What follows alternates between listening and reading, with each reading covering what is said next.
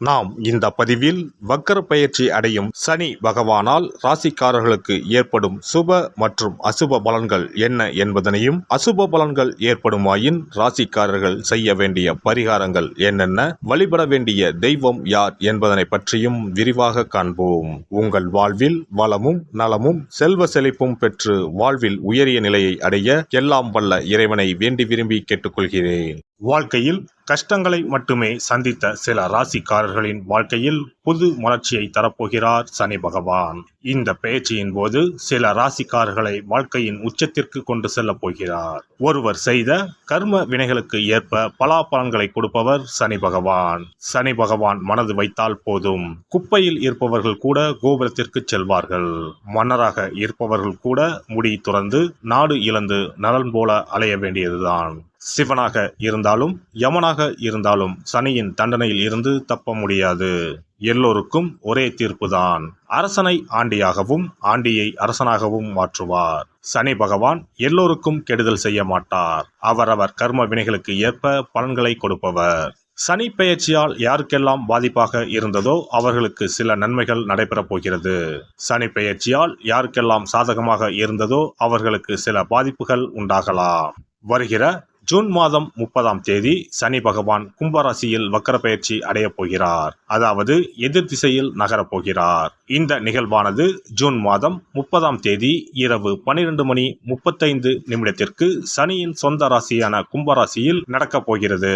November மாதம் 15ஆம் தேதி வரை சனி கும்பத்தில் வக்ர நிலையில்தான் பயணிப்பார். இப்படிப்பட்ட சூழ்நிலையில் சில ராசிக்காரர்களுக்கு சனி பகவானின் சிறப்பு அருள் கிடைக்கும். அதாவது இந்த ராசிக்காரர்களுக்கு வேலை மற்றும் வியாபாரத்தில் பதவி உயர்வு, சம்பள உயர்வு கிடைக்கலாம். வேலை இல்லாதவர்களுக்கு நல்ல வேலை கிடைக்கும். சனி பகவான் தற்பொழுது கும்பராசியில் உள்ள கடைசி நட்சத்திரமான புரட்டாதி நட்சத்திரத்தில் சஞ்சரிக்கிறார். அதன் பின்னர் நவம்பர் 15ஆம் தேதி மீண்டும் நேராக பயணிக்க உள்ளார். இப்படி வக்கர நிலையில் சுமார் 139 நாட்கள் சனி பகவான் பயணிக்க உள்ளார். சனி பகவான் வக்கரமாவதால் அதன் தாக்கம் அனைத்து ராசிகளிலுமே காணப்படும். அதுவும் சில ராசிக்காரர்களுக்கு பொற்காலமாக இருக்கப் போகிறது. மேலும் நிதி நிலையில் நல்ல உயர்வும் தொழிலில் நல்ல முன்னேற்றமும் ஏற்பட உள்ளது. திருமண வாழ்க்கையில் மகிழ்ச்சி அதிகரிக்கும். இனி உங்கள் ராசிக்கான பலன்கள் என்ன என்பதனை பற்றி காண்போம். மகர ராசி அன்பர்களே, உங்கள் ராசியின் 2வது வீட்டில் சனி பகவான் வக்கரமாக உள்ளார். இதனால் இந்த ராசிக்காரர்களுக்கு ஜூன் 29 முதல் பொற்காலமாக இருக்கும். உங்கள் பேச்சின் தாக்கம் அதிகரிக்கும். தொழிலில் நல்ல முன்னேற்றத்தை கொண்டு வரும். பணிபுரிபவர்கள் ஜூன் 29 முதல் பதவி உயர்வு, சம்பள உயர்வு போன்றவற்றை பெறலாம். வாழ்க்கை துணையுடன் மகிழ்ச்சியான நேரத்தை செலவிடும் வாய்ப்பு கிடைக்கும். குழந்தைகளால் மகிழ்ச்சி அடைவீர்கள். வணிகர்கள் சிக்கிய பணத்தை பெறுவார்கள். புதிய சொத்து மற்றும் வாகனம் வாங்குவதற்கான வாய்ப்புகளும் கிடைக்கும். பற்றிய பணப்பை நிரம்பும். அலைபாய்ந்த மனது இனி அமைதியாகும். உங்களை கண்டும் காணாமல் போனவர்களெல்லாம் இனி வெளியே வந்து பேசுவார்கள். மனதில் இருந்த பயம் நீங்கும். உடல்நிலை சீராகும். ஆழ்ந்த உறக்கமும் வரும். இருந்தாலும் எளிய உடற்பயிற்சிகள், உணவு கட்டுப்பாடுகளும் உங்களுக்கு தேவைப்படுகிறது. உடலில் பெரிய நோய் இருப்பதை போன்ற பிரமை வந்து நீங்கும். சர்க்கரை, இரத்த அழுத்தத்தை அவ்வப்போது பரிசோதித்துக் கொள்வது நல்லது. உங்களை சுற்றி இருப்பவர்களில் நல்லவர்கள் யார் என்பதை உணர்வீர்கள். குடும்பத்தில் இனி மகிழ்ச்சி தங்கும். வெளிப்படையாக பேசுவதாக நினைத்து யாரையும் எடுத்தெறிந்து பேச வேண்டாம். முடிந்தவரை அடுத்தவர் விவகாரங்களில் தலையிடாமல் இருப்பது நல்லது. யாருக்காகவும் சாட்சி கையெழுத்திட வேண்டாம். பார்வை கோளாறு, பல்வலி வந்து நீங்கும். காலில் சிறு சிறு காயங்கள் ஏற்பட வாய்ப்புள்ளது. வழக்குகளில் அலட்சிய போக்கு வேண்டாம். தேவைப்பட்டால் வழக்கறிஞரை மாற்றுங்கள். அரசு சம்பந்தப்பட்ட காரியங்கள் பெரும் அலைச்சலுக்கு பிறகு முடியும். சாலை விபத்து ஏற்படலாம். கவனம் தேவை. பிள்ளைகளின் போக்கில் நல்ல மாற்றம் உண்டாகும். பணிபுரிவோருக்கு வேலை சுமை அதிகரித்து கொண்டே இருக்கும். சில காரியங்களை போராடி முடிக்க வேண்டி வரும். திடீர் பயணங்கள் அதிகரிக்கும். உடல் நலத்தில் கவனம் தேவை.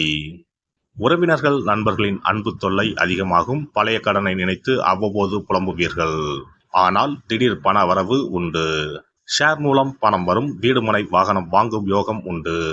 மகளின் திருமணத்தை ஊரே மெச்சும்படி நடத்தி முடிப்பீர்கள். புதிய முயற்சிகள் யாவும் வெற்றியில் முடியும். கோவில் கும்பாபிஷேகத்தை சொன்னபடி நடத்தி முடிப்பீர்கள். மூத்த சகோதரர் வகையில் உதவிகள் உண்டு. சொத்து சேர்க்கை உண்டு. விலை உயர்ந்த ஆபரணங்கள், ரத்தினங்கள் வாங்குவீர்கள். உறவினர்கள் வீட்டு விசேஷங்களை முன்னின்று நடத்துவீர்கள். திடீர் பயணங்களால் அலைச்சல்கள், செலவுகள் வந்து போகும். யாருக்கும் பணம், நகை வாங்கி தருவதில் ஈடுபட வேண்டாம். பெண்களை பொறுத்தவரை எப்போதும் அலுத்து கொண்ட கணவர் இனி அன்பாக பேசுவார். என்றாலும் கோபப்படத்தான் செய்வார். அவரின் வருமானம் உயரும்.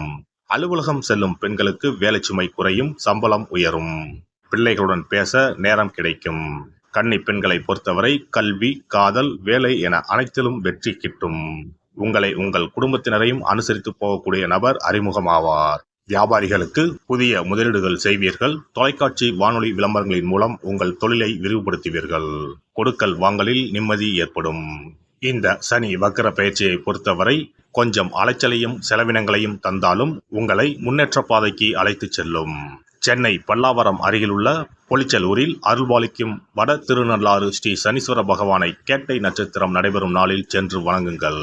மனநிலை பாதிக்கப்பட்டவர்களுக்கு உதவுங்கள். நினைத்தது நிறைவேறும். சிறப்பு பரிகாரம்.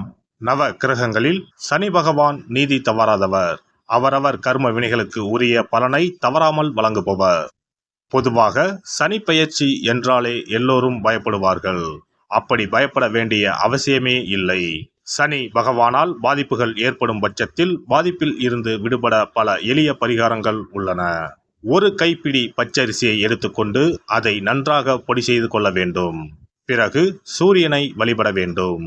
சூரியனை வழிபட்ட பிறகு குளக்கரையிலோ மரத்தின் அடியிலோ உள்ள விநாயகரை 3 முறை வலம் வந்து வழிபட்டு விட்டு பொடி செய்த பச்சரிசி மாவை தரையில் போட வேண்டும். அப்படி போடும் மாவை எறும்புகள் எடுத்துச் செல்லும். குறிப்பாக வன்னி மரத்தின் அடியில் இருக்கும் விநாயகரை வலம் வருவது மிகவும் விசேஷம். இந்த பரிகாரத்தை எப்போதுமே தொடர்ந்து செய்வது மிகவும் நல்லது. ஒருவருக்கு சனி தசை வந்துவிட்டால் அவருக்கு சந்தேக புத்தி வந்துவிடுகிறது. யார் சொல்வதையும் ஏற்றுக்கொள்ள மாட்டார்கள். குறிப்பாக அஷ்டமத்து சனி மிகவும் கஷ்டப்படுத்திவிடும். 7.5 சனியின் பாதிப்பை விடவும் அஷ்டமத்து சனி மிக அதிக பாதிப்பை ஏற்படுத்தும். அஷ்டம சனி நடப்பவர்கள் சனியினால் ஏற்படக்கூடிய பாதிப்புகளில் இருந்து விடுபட பின்கூறும் நியதிகளை கடைபிடித்தால் பாதிப்புகளின் தாக்கத்தில் இருந்து விடுபடலாம். சனி தசை நடக்கும்போது எந்த செயல் செய்தாலும் தாமதமாகும். அதற்காக கோபப்படக்கூடாது. பொறுமையாக இருக்க பழகிக்கொள்ள வேண்டும். தினமும் காகத்துக்கு எள் கலந்த சாதம் வைக்கவும். பிரதோஷ பூஜைகளில் பங்கேற்பது நல்லது. சனிக்கிழமை தோறும் சனி பகவானுக்கு இரும்பு அகல் விளக்கில் நல்லெண்ணெயில் தீபம் ஏற்றி வழிபடவும். கருங்குவளை மலர்களால் சனி பகவானுக்கு அர்ச்சனை செய்து வரலாம். வன்னி மர இலைகளை மாலைகளாக தொடுத்து சிவபெருமானுக்கு சனிக்கிழமை தோறும் சாற்றி வணங்கி வழிபடவும். சனிக்கிழமை அன்று அசைவ உணவு கண்டிப்பாக சாப்பிடக்கூடாது. சனிக்கிழமை தோறும் நல்லெண்ணெய் குளியல் செய்தால் கெடுதல் குறையும். விநாயகர் வழிபாடு செய்யலாம். அனுமன் வழிபாடு சனி பகவானின் தொல்லைகளை குறைக்கும். ஞாயிற்றுக்கிழமை மாலை ராகு கால வேளையில் கால பைரவரை வணங்கி வரலாம். தேய்பிறை அஷ்டமி நாளில் கால பைரவரை வணங்கி வருவது நன்மை தரும். ஏழை மாணவர்களின் படிப்பு செலவுக்கு உதவலாம். சனி பிரதோஷ வழிபாடு செய்வது சிறப்பு. அன்னதானத்துக்கு உதவி செய்யலாம். சித்தர்களின் பீடங்கள், ஜீவ சமாதி பீடங்களுக்கு சென்று வணங்கி வழிபடலாம். வன்னி மரத்தை சுற்றி வந்து வணங்க வேண்டும். இதனால் சனி பகவானின் கொடுமையான பாதிப்புகள் விலகிவிடும். பிரதோஷ காலத்தில் சிவபெருமானுக்கு வில்வ இலை கொடுத்து வணங்க வேண்டும். தினமும் ராமநாமம் ஜபித்து வந்தால் சனி பகவானின் தொல்லையிலிருந்து தப்பிக்கலாம். கால்கள் இல்லாமல் நடக்க இயலாதவர்களுக்கு இயன்ற உதவியை செய்யலாம். இந்த வழிமுறைகளை முறையாக கடைபிடித்து சனியினால் ஏற்படக்கூடிய பாதிப்புகளின் தாக்கத்தில் இருந்து விடுபடலாம். எல்லாம் வல்ல இறையருளால் நீங்களும் உங்கள் அன்பு குடும்பமும் உடல் நலம், நீலாயுள், நிறை செல்வம், உயர் புகழ், மெய்ஞானம் ஓங்கி வாழ்க வளமுடன். இந்த வீடியோ பதிவு உங்களுக்கு பிடித்திருந்தால் லைக் பண்ணுங்க, கமெண்ட் பண்ணுங்க, ஷேர் பண்ணுங்க. மறக்காம சப்ஸ்கிரைப் பண்ணுங்க. பக்கத்துல இருக்கிற பெல் பட்டனை கிளிக் பண்ணுங்க. நன்றி, வணக்கம். ஓம் நமச்சிவாய. சிவாய நம.